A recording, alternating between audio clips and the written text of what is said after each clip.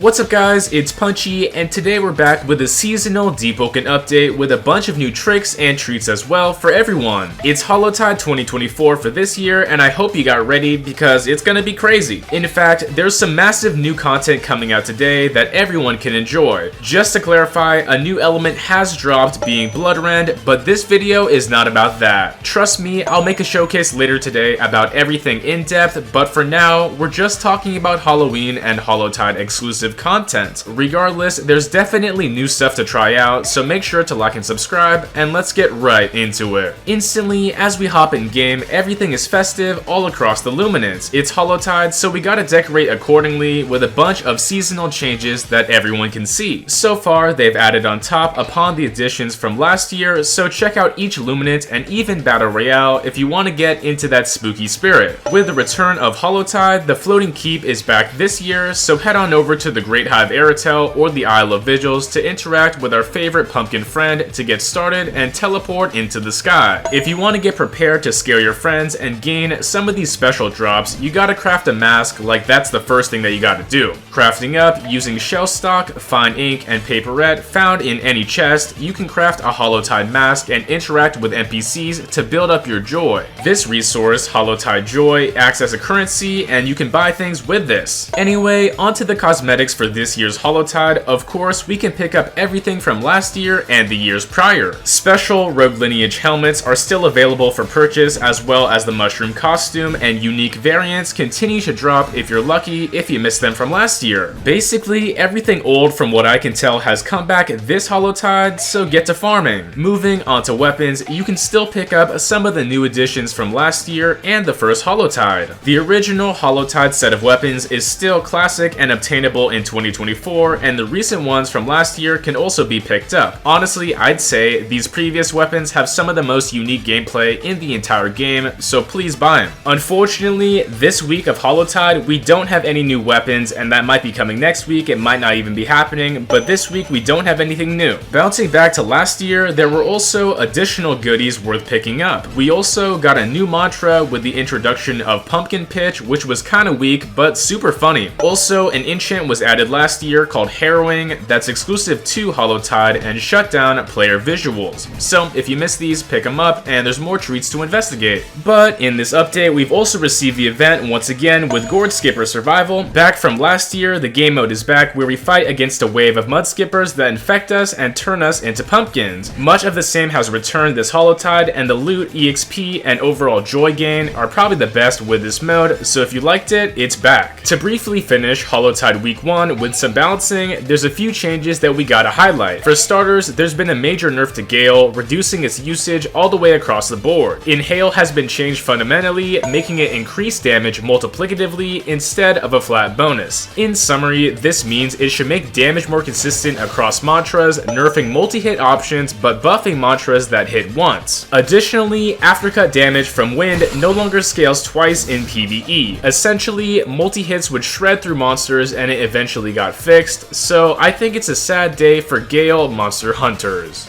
And with that, that's about it for Hallowtide Week 1. Next week, I think there's going to be even more things to mess around with since this is a 2-week event. Later tonight, there will be a massive breakdown of all things Bloodrend, so please keep an eye out. I'm super close to reaching 100k subs, so let's get there. Thanks again, it's punchin' time.